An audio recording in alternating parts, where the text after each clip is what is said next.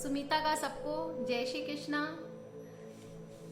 बहुत खुशी हो रही है मुझे ये कहते हुए कि आज हम श्री हरिराय महाप्रभु जी कृत 41 बड़े शिक्षा पत्र की आज से हम बात करेंगे।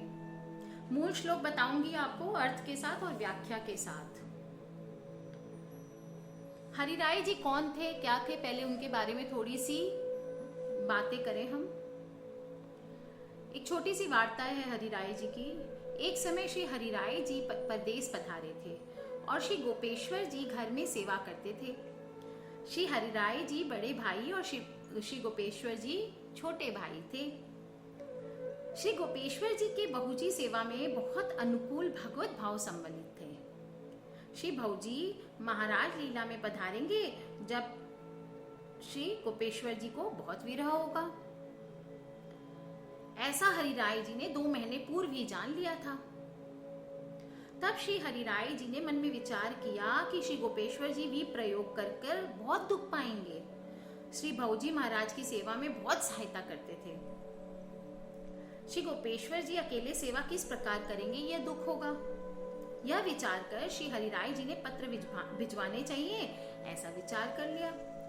शिक्षा के पत्र को कोई पढ़ेगा, उसके श्री आचार्य जी की कृपा से सकल दुख निवृत्त होंगे, हृदय में भगवत भाव उत्पन्न होगा। यह विचार कर शास्त्र पुराण श्री भागवत सर्व के सिद्धांत संयुक्त 41 पत्र संस्कृत में ही लिखे श्री हरिराय जी ने। कारण कि उस समय पत्र संस्कृत में ही लिखने की रीति थी। पत्र लिखकर नित्य एक पत्र श्री हरिराय जी स्वकीय जन के साथ श्री गोपेश्वर जी के पास भेजते थे। श्री गोपेश्वर जी अपनी बैठक में एक नियत स्थान पे पत्र रख देते थे। उन पत्रों को पढ़ते नहीं थे। वे यह जानते थे कि मेरे अग्रज का स्नेह मेरे ऊपर बहुत है, इस कारण शिक्षा के लिए लिखते हैं। हम तो भगवत सेवा करते हैं, इसके अलावा कुछ जानते नहीं है, यह सोचकर नियत स्थान पे पत्र धरते थे। ऐसा करते करते श्री हरिराय जी ने 41 पत्र भेजे। उन सभी को श्री गोपेश्वर जी ने धर दिया, किंतु पढ़ा नहीं। आज भी हम अपने छोटे भाई बहनों को या किसी को अपने बच्चों को शिक्षा देते हैं, वो सुनना नहीं चाहते हैं। नहीं, श्री गोपेश्वर जी भी वैसे ही थे।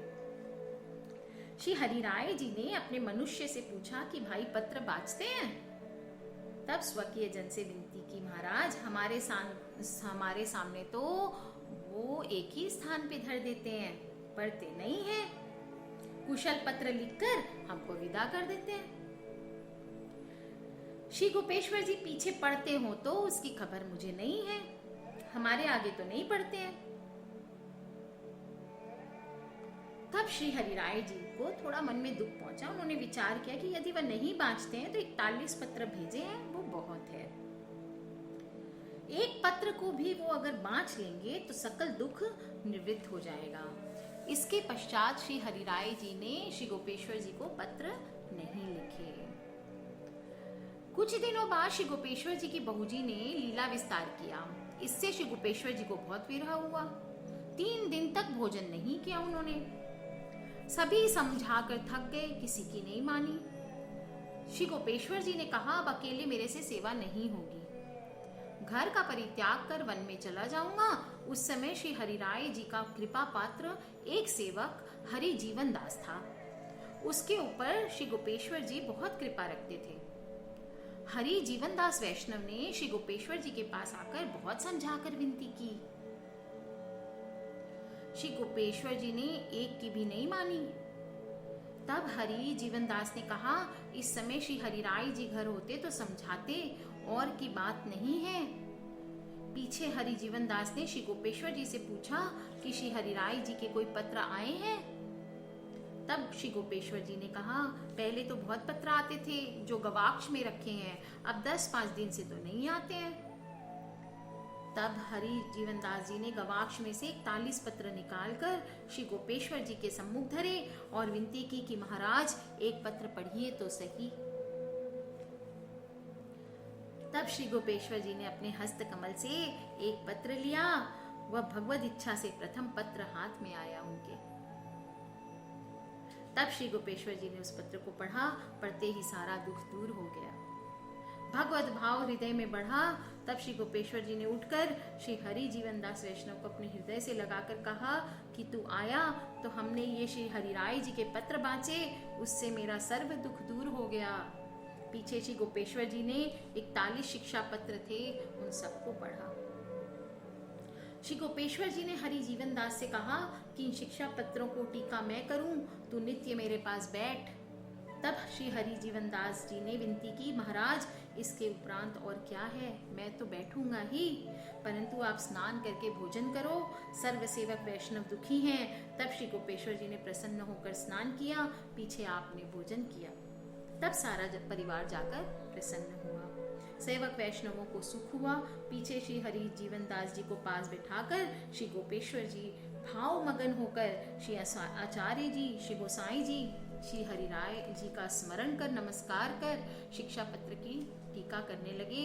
उस शिक्षा पत्र की टीका प्रारंभ से लिखी है। श्री हरिराय महाप्रभु द्वारा विरचित बड़े शिक्षा पत्र से पुष्टि मार्गीय वैष्णव वृंद भली भांति सुपरिचित है। हम हर कोई जानते हैं शिक्षा पत्र क्या होते हैं। इस ग्रंथ के प्रतिदिन भगवत वार्ता में नित्य प्रति 2 श्लोक पढ़े जाते हैं रोज। शिक्षा पत्र पुष्टि मार्ग के सिद्धांत प्रतिपादन करने वाला ये एक अद्भुत ग्रंथ है। इस ग्रंथ में वेद, शास्त्र, पुराण आदि के प्रमाण तो हैं ही, किंतु इसके साथ ही साथ श्री आचार्य जी महाप्रभु कृत ग्रंथों के सभी संदर्भ स्थान स्थान पर दिए गए हैं। इस कारण पुष्टि सिद्धांतों का मूल उद्देश्य का स्पष्टीकरण विशेष रूप से सप्रमाण हो गया है। शिक्षा पत्र में सुबोध, सरल और सुकोमल वाणी तथा दृष्टांत सहित विवेचन है। यह प्रत्येक वैष्णव के लिए उपयोगी है। एक समय की बात आपको बताती हूँ। श्री हरिराय जी से सभी वैष्णवों ने प्रार्थना की कि महाराज धीराज, हमारा मन सेवा में नहीं लगता है। सेवा करते समय मन में संकल्प विकल्प उठते रहते हैं, इसलिए महाराज जी इसका क्या उपाय करना चाहिए? आप ऐसा बताओ जिससे हमारा मन प्रभु की सेवा में लग जाए, संसार में नहीं लगे। इस प्रकार उन वैष्णवों ने विनती की। तब श्री हरिराय जी ने इन वैष्णवों की विनती सुनकर अपनी कृपा तथा अनुग्रह करके अपने श्रीमुख से कहा, जो वैष्णव हो उनके लिए हम ऐसा उपाय बताते हैं जिससे तुम्हारा मन प्रभु की सेवा में ही आसक्त रहे, संसार में आसक्ति नहीं रहे। हम तुमको 84 प्रकार की शिक्षा बताते हैं। इस शिक्षा को तुम अपने हृदय में धारण करना, जिससे तुम्हारा मन प्रभु की सेवा में ही रहेगा, संसार से मन दूर रहेगा। तब सभी वैष्णवों ने हाथ जोड़कर श्री हरिराय जी से विनती की, महाराजाधिराज हमको 84 प्रकार की शिक्षा दीजिए। तब श्री हरिराय जी अपने श्रीमुख से 84 शिक्षा कहने लगे। बोलिए हरिराय जी महाराज की जय। पहला शिक्षा पत्र है। आप अगर चाहें तो पेन पेंसिल लेके बैठ सकते हैं, लिखते जाएं या इस वार्ता को सुन ले। वैष्णव को सदा प्रसन्न रहना है, अमंगल उदासीन कभी नहीं रहना है। क्या करना है? वैष्णव को सदा प्रसन्न रहना है, अमंगल और उदासीन कभी नहीं रहना है। दूसरा, श्री ठाकुर जी के मंदिर में नित्य महोत्सव जानना है। जब भी मंदिर जाएं ऐसा लगना चाहिए कि आप किसी बड़े महोत्सव में आए हैं। अपने माथे जो सेव्य स्वरूप विराजते हों उनकी सेवा आप स्वयं करें, किसी और के भरोसे नहीं छोड़ें। आप बाहर भी जाते हैं तो ठाकुर जी को अपने साथ लेके जाइए, किसी और के भरोसे मत छोड़ के जाइए। किसी से विरोध नहीं करें, सबसे मधुर वचन बोलें। किसी से विरोध नहीं करना चाहिए हमको, वो मधुर वचन बोलने चाहिए। विषय और तृष्णा का त्याग करें। भय और स्नेह से सेवा करें। डरना चाहिए, जब सेवा करते हैं ना तो डर होना चाहिए कि हमसे कुछ गलत ना होना हो, और प्रेम से करें, स्नेह से, प्यार से, जैसे छोटे बच्चे से करते हैं ना वैसे करें। अपनी देह को अनित्य जान लें कि आपकी ये देह कभी भी पूरी हो सकती है, खत्म हो सकती है।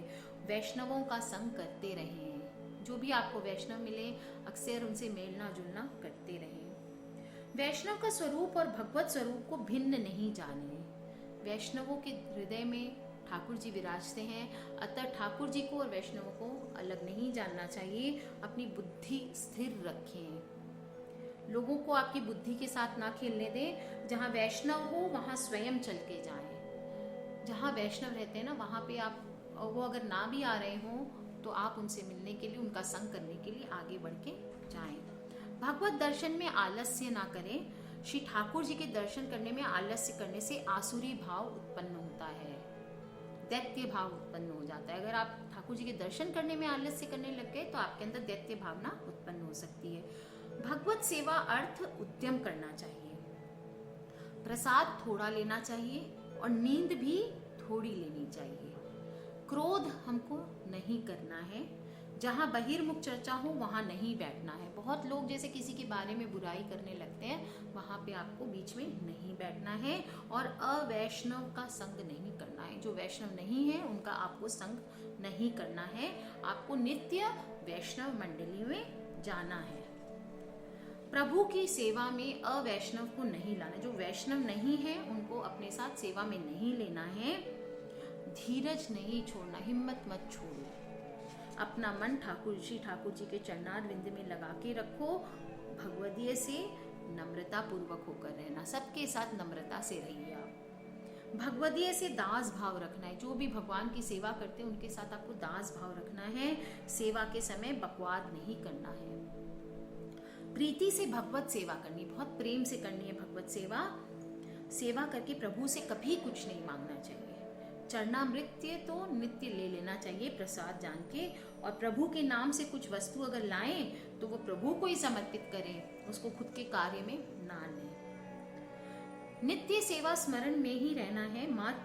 मार्ग में जो रीति बतलाई गई है उसी रीति से सेवा करनी है। जिस दिन उत्सव हो उस दिन उत्सव करना है। भगवद से छल छिद्र नहीं करना है। भगवान से छल नहीं होता। जो भी नूतन वस्तु घर पे लाएं वो प्रभु को समर्पित करें। प्रिय वस्तु पाने पर संतुष्ट नहीं होना चाहिए। कोई चीज़ आपको बहुत पसंद है, आपको वो मिल गई है तो बहुत खुश नहीं होना चाहिए। ना कोई नई चीज़ ना मिले तो उस पर दुखी होना चाहिए। दुखी एवं अप्रिय वस्तु पाने पर असंतुष्ट नहीं होना है। सुख और दुख को समान जानिए। भगवद वार्ता नित्य नियम से करना है। नवरत्न, यमुनाष्टक, श्री सर्वोत्तम जी आदि ग्रंथों का पाठ अपने सुविधा अनुसार या समय अनुसार रोज करें।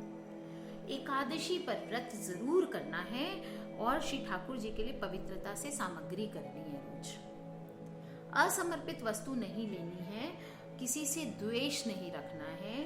करुणा युक्त होकर रहना है। दया माया आपके अंदर भरी होनी चाहिए। सबसे मित्रता रखनी है और मन को उदार रखना है।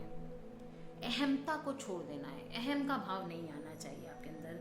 और क्षमावत होकर रहना। कोई बड़ी से बड़ी आपके साथ गलत काम कर दे उसको क्षमा कर दे। बाहर और भीतर दोनों से शुद्ध रखना है अपने आप को। आलस्य रहित होकर रहना है। आलस्य नहीं करना है आपको। सर्व भोग आदि का परित्याग करके रहना है। गलत संगति में मत पड़िए। सब चीजें भोगने की कोई जरूरत नहीं है और किसी का पक्षपात नहीं करना है कि ये सही है ये गलत है। आपने अपनी आंख से नहीं देखा उस जगह किसी का पक्षपात नहीं करना चाहिए। किसी भी वस्तु की वांछना नहीं करनी चाहिए। जो कुछ सहज में प्राप्त हो जाए उसमें ही प्रसन्न रहना है आपको। किसी वस्तु से आसक्त मत रहिए। शत्रु मित्र में समान बुद्धि रखनी। कौन सही है कौन गलत वो समय को बताने दीजिए। आपको उसमें दिमाग नहीं लगाना है। मद मत्सरता रहित रहना। शराब आदि में खुद को ना करें कुछ गलत। अपमान से मन में दुख नहीं करें। निंदा स्तुति में समान भाव रखें। कोई आपकी बुराई कर रहा है तो आप दुखी मत होइए। स्थिर चित्त रखकर मन इंद्रियां अपने वश में रखिए। इंद्रियों के सुख में प्रीति नहीं करनी है आपको। स्त्री पुत्र गृह आदि में आसक्त नहीं रहना है। स्त्री पुत्र आदि के दुख सुख में व्याकुल नहीं होना है और कुटिलता रहित रहना है। आपके मन में अगर कुटिलता है तो ठाकुर जी आपकी सेवा को नहीं आरोकेंगे। मिथ्या भाषण सर्वथा नहीं करना। झूठ मत बोलना। शांत चित्त रहना और संसार के प्रति उदासीन रहना। परोक्ष में द्वारा स्त्री से वार्ता नहीं करनी। पीछे से अपनी पत्नी के पीछे से किसी स्त्री से बातचीत ना करें। प्राणी मात्र पर दया रखना। मन वचन देह से सबका भला करना। किसी के हृदय को दुखी नहीं करना। मन में चंचलता नहीं रखनी है। कोमल अंतःकरण रखना। सॉफ्ट रहें। निंदित कार्य सर्वथा नहीं करने, जो कार्य से निंदा प्राप्त हो उस कार्य को नहीं करना है और गुरु की आज्ञा का उल्लंघन नहीं करना है। किसी अज्ञानी के कहने से पुष्टि मार्ग से मन चलायमान नहीं करना, अन्याश्रय ना करें। कोई आपको बहका दिया और आप चले गए अन्याश्रय करने, मन में अभिमान भी नहीं करना है। जिस वचन से किसी के मन में बेचैनी हो ऐसे वचन कभी नहीं बोले। सत्य और श्रोता का प्रिय हो ऐसा वचन कहना है। श्री पुरुषोत्तम सहस्त्र नाम आदि श्री वल्लभाचार्य कृत ग्रंथों का पाठ अवश्य करना है। श्री ठाकुर जी की सेवा स्मरण परम फल जानना है। अन्याश्रय सर्वथा नहीं करनी है, श्री ठाकुर जी का ही आश्रय करना है। श्री आचार्य जी, महाप्रभु जी, श्री गोसाई जी तथा उनके वंशजन के समान अन्य किसी को नहीं समझना है और उनके समान दूसरे किसी को समझे तो आसुरावेश होता है और जीव का उद्धार नहीं होता है।